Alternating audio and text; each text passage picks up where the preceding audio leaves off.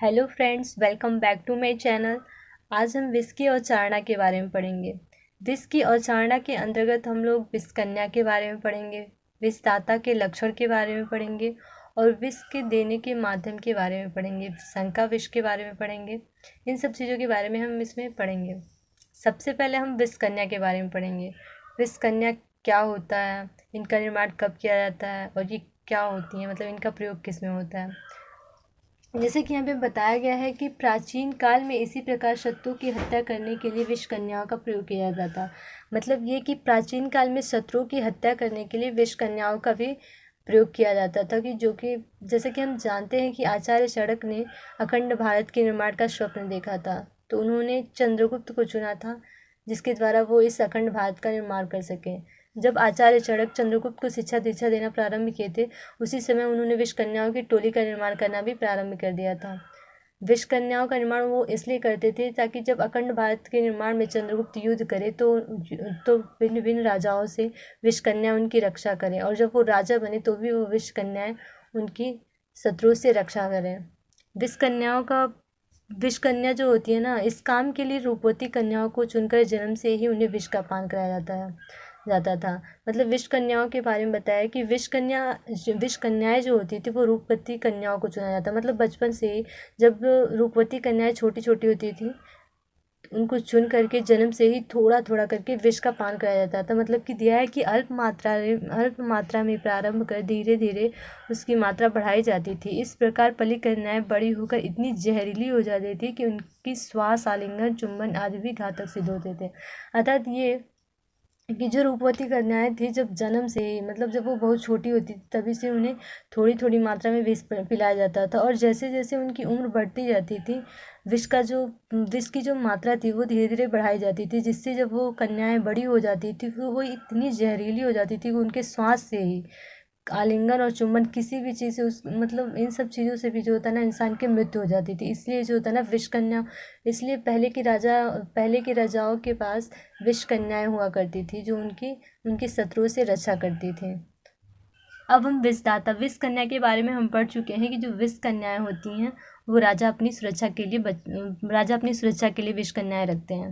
अब हम विषदाता के लक्षण पढ़ने जा रहे हैं। विषदाता वो होते हैं जो किसी को मारने की इच्छा से या फिर जानबूझ के या फिर चुपके से अगर कोई किसी को विष देता है तो उनके लक्षण, उस व्यक्ति में क्या क्या लक्षण हो सकते हैं उसके बारे में हम पढ़ने जा रहे हैं कि विषदाता के लक्षण, मतलब जो विष देने वाला है उसके अंदर क्या क्या लक्षण दिखेंगे। किसी भी प्राणी को शारीरिक या मानसिक रूप से क्षति पहुंचाने या उनकी हत्या करने के प्रयोजन से उसे विष देना एक जघन्य कुकृत्य है, अपराध है। मतलब कोई भी किसी भी प्राणी को, अगर हम किसी प्राणी को शारीरिक या फिर मानसिक रूप से क्षति पहुंचाने के लिए या फिर हत्या करने के प्रयोजन से विष देते हैं तो ये एक भारत क्या कहीं भी ये एक अपराध माना जाता है। जिस क्षण से भी वह ऐसा कार्य करने को सोचता है या करता है, उसी क्षण से पकड़े जाने की आशंका से भयग्रस्त रहने लगता है। मतलब कि जो व्यक्ति किसी को मारने के लिए या फिर किसी को क्षति पहुंचाने के लिए विष देता है, वो जिस समय से ही किसी को विष देता है उसी समय से उसको ये डर लगा रहता है कि अरे कहीं मैं पकड़ा ना जाऊं। मतलब उसके पकड़े जाने के डर से वो हमेशा भयभीत रहता है। उसके व्यवहार में स्पष्ट परिवर्तन लक्षित होने लगता है। मतलब कि जो व्यक्ति किसी को विष देता है उसके व्यवहार में जो होता है ना, स्पष्ट परिवर्तन दिखता है। और उसके बाद में बताया गया है कि मनुष्य के संकेतों को समझने वाला चतुर एवं बुद्धिमान मनुष्य वाणी, चेष्टा, मुख के हाव भाव को देखकर विस्तारकों को आसानी से पहचान सकता है। मतलब ये कि मतलब ये बताया गया है कि जो बुद्धिमान व्यक्ति होता है जो किसी के हाव भाव को समझ सकता है आसानी से। जैसे कुछ लोग ऐसे होते हैं जो किसी दूसरे के हाव भाव को आसानी से समझ सकते हैं कि वो दुखी है, खुश है, या फिर चिंतित है, या फिर बहुत ज़्यादा भयभीत है। तो वही बताया गया है कि जो चतुर और बुद्धिमान व्यक्ति होता है वो किसी की वाणी से, उसकी चेष्टा से या फिर मुख के हाव भाव को देख के ही बता सकता है, मतलब विषदाता को पहचान सकता है। विष देने वाले पूछने पे उत्तर नहीं देते। यहाँ पे बताया गया है कि जो विष देने वाला होता है उससे अगर कोई विष देने वाला है तो वो हमेशा भयभीत रहता है, और उससे कुछ पूछा जाता है तो वो कुछ बोलता नहीं है।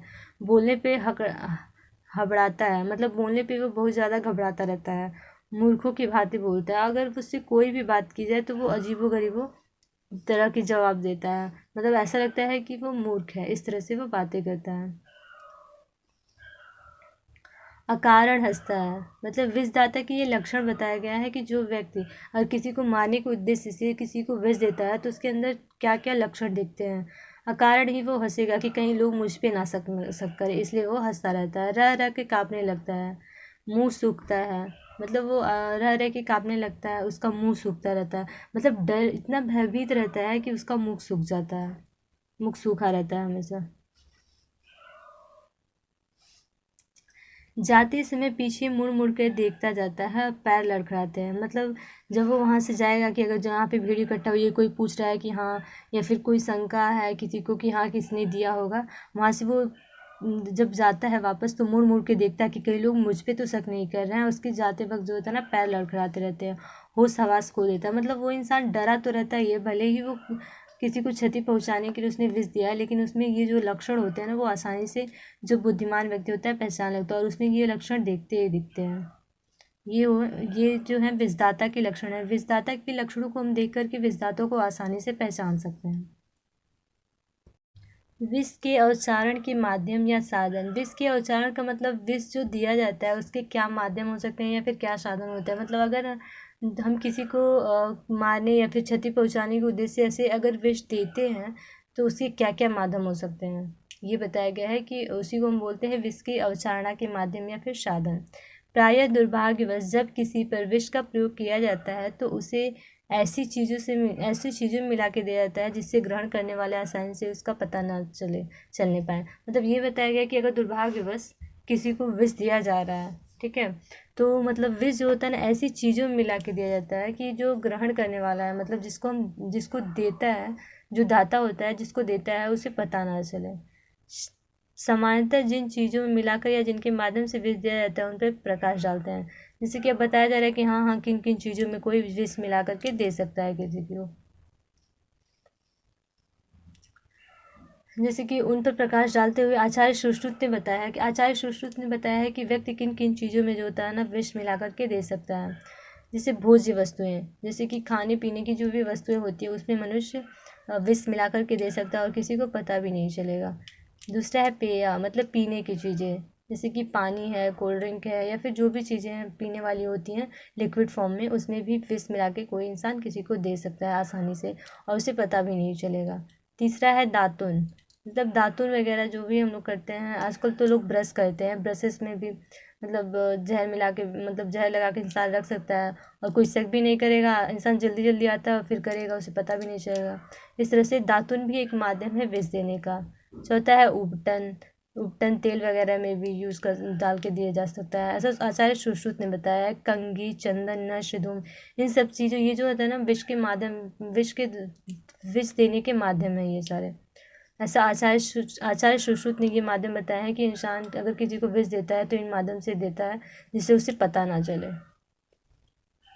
अब हम विष संकट के बारे में पढ़ने जा रहे हैं। इसके पहले हम लोगों ने विषदाता के लक्षण पढ़े हैं। ये जो रहता ये एक अगत तंत्र का एक टॉपिक है जिसे हम आपको पढ़ा रहे हैं, ऐसा कुछ भी नहीं है कि हम किसी को आइडिया दे रहे हैं, लोगों ने पढ़ा। अब हम विष संकट के बारे में पढ़ेंगे कि विष संकट होता क्या है। जब विष के प्रभाव को बढ़ाने वाले सभी अथवा अधिकांश कारक एक साथ मिल जाते हैं तो विष संकट की अवस्था उत्पन्न हो जाती है। मतलब विष संकट होता क्या है इसके बारे में बताया गया है कि विष के प्रभाव को बढ़ाने वाले, मतलब विष अगर किसी को दे दिया जाता है और उसको प्रभाव को बढ़ाने वाले और भी कारक उसमें मिल जाते हैं तो उसको विष संकट की स्थिति, मतलब क्रिटिकल कंडीशन आ जाती है, इसमें इंसान की मृत्यु भी हो सकती है, उसी को हम लोग विष संकट बोलते हैं। अभी तक हम लोगों ने विषदाता के लक्षण पढ़े, विष को देने के माध्यम पढ़ा और विष कन्या के बारे में पढ़ा। अब हम शंका विष के बारे में पढ़ने जा रहे हैं। शंका विष जो होता है ना, एक ऐसा विष है जो इंसान सोच लेता है बस। जैसे कि आचार्य चरक ने बताया है कि घोर अंधकार में किसी कांटे आदि के चुभ जाने से या किसी कारणवश चोट लग जाने से या किसी मनुष्य को विषैले जंतु द्वारा काट जाने का संदेह हो जाता है तो भी मनुष्य मानसिक विष के प्रभाव से आशंका से उद्विग्नता होती रहती है। मतलब आचार्य चरक ने बताया गया कि जैसे कोई मनुष्य बहुत घोर अंधकार में जा रहा है, ठीक है, रात का समय है, वो बाहर जा रहा है और उसके पैर में कहीं कांटा चुभ जाता है या फिर कहीं चोट लग जाता है तो वो मनुष्य ऐसा सोचता है कि हाँ किसी विषैले जंतु ने काट लिया और उसे संदेह हो जाता है। जिसकी वजह से जो होता है ना वो मानसिक रूप से बहुत ज़्यादा मतलब उसको बहुत ज़्यादा क्षति मिलती है। और वो डर की वजह से ही कुछ कुछ मनुष्य तो ऐसे होते हैं कि वो इतना डर जाते हैं उनकी उनकी मृत्यु हो जाती है। उसी को हम लोग शंका विष कहते हैं कि मतलब किसी चीज़ ने नहीं काटा, एक छोटे से कांटा चुभ जाने से उससे उन्हें बस संदेह हो जाता है कि हाँ मुझे सांप ने काट लिया, या फिर मतलब हाँ मुझे जहरीले सांप ने काट लिया, और इंसान की मृत्यु हो जाती है। इसी को हम लोग शंका विष कहते हैं। शंका विष के बारे में हम लोग पढ़ चुके हैं, ठीक है। मतलब कि इंसान डर के मारे जो होता है ना, कोई कोई इंसान बहुत ज़्यादा डर जाता है, ठीक है। जैसे कि ये कोविड का समय चल रहा है कि कुछ लोगों को अगर नॉर्मली खांसी जुकाम भी हो जा रहा है तो वो इतना ज़्यादा परेशान हो जा रहे हैं कि हाँ उन्हें कहीं कोविड तो नहीं हो गया, बहुत ज़्यादा हिम्मत हार जा रहे हैं, जिसकी वजह से उनकी जो बॉडी है और ज़्यादा कमज़ोर होती जा रही है डर की वजह से। ऐसा कुछ भी नहीं है कि सबको मतलब ऐसे भी नॉर्मली खांसी जुकाम भी हो रहा है तो वो इंसान इतना ज़्यादा डर जा रहा है कि वो उसका इम्यून सिस्टम और वीक होता जा रहा है और वो और कमज़ोर होता है, और धीरे धीरे जो होता है ना इसी शंका की वजह से कुछ लोगों की भी मृत्यु भी हो जा रही है। इसी चीज़ को हम शंका के नाम से जानते हैं और इसी को हम लोग शंका विष कहते हैं, जैसे कि आचार्य चरक ने बताया है यहाँ पे। अब हम शंका विष के लक्षण, जैसे कि अगर कोई मनुष्य है बहुत ज़्यादा डर जाता है तो उसमें क्या क्या लक्षण देखने को मिलते हैं। जैसे कि कोविड में ही मतलब सर्दी खांसी बुखार अगर किसी को नॉर्मली भी हो गया, ठीक है, ठंडा पानी पी लिया या फिर उसे ठंड लगी, बारिश में भीग गया, उसकी वजह से भी मतलब अगर उसे सर्दी खांसी हो जा रही तो वो बहुत ज़्यादा डर जा रहा है। तो वही बताया गया है कि शंका विष के लक्षण पढ़ने जा रहे हैं हम लोग, कि जो अगर किसी को शंका हो जा रहा है तो उसमें क्या क्या लक्षण दे सकते हैं। सबसे पहले तो दिया है ज्वर। देखिए सबसे पहले अगर किसी चीज़ से इंसान डर जाता है कि हाँ मुझे कहीं, जैसे कि हाँ मुझे कहीं कोविड तो नहीं हो गया, मुझे खांसी आ रही है, तो सबसे पहले मनुष्य को ज्वर के लक्षण आ सकते हैं। वमन आ सकता है, अतिसार हो सकता है, ग्लानी ग्लानी हो सकती है, मूर्छा हो सकता है। कभी कभी इंसान इतना ज़्यादा डर जाता है कि वो मूर्छित भी हो सकता है, दाह हो सकता है और मोह भी हो सकता है। ये सारे जो है ना शंका विष के लक्षण हैं। मतलब इंसान को नॉर्मली अगर किसी चीज़ से डर जा रहा है तो ये सारे लक्षण उसमें हम देख सकते हैं। शंका विष वैसे कुछ होता नहीं है, मनुष्य के दिमाग का एक भ्रम ही है, क्योंकि हम इसको आसानी से दूर कर सकते हैं। अगर हम किसी को देखते हैं कि कोई मनुष्य बहुत ज़्यादा डर गया है, जैसे मान लीजिए कोविड का पेशेंट है, या फिर किसी को लगता है कि मुझे खांसी आ रही है तो मुझे कोविड तो नहीं हो गया, तो ऐसे लोगों को हमें हिम्मत देनी चाहिए। अगर आप उन्हें हिम्मत देंगे कि अरे कुछ भी नहीं है, ठीक हो जाएगा, सर्दी खांसी बुखार है, आप दवा लेते रहिए, गर्म पानी पीते रहिए, या फिर और काढ़ा पीते रहिए, मतलब अपना जो भी रूटीन है उसको फॉलो करते रहिए, तो इंसान आसानी से ठीक हो सकता है। शंका विष कुछ भी नहीं होता है, बस एक मन का भ्रम है। इसलिए आप पॉजिटिव सोचेंगे, पॉजिटिव होगा, सब कुछ सही होगा, और शंका विष कुछ भी नहीं होता है। Thank you. Thank you.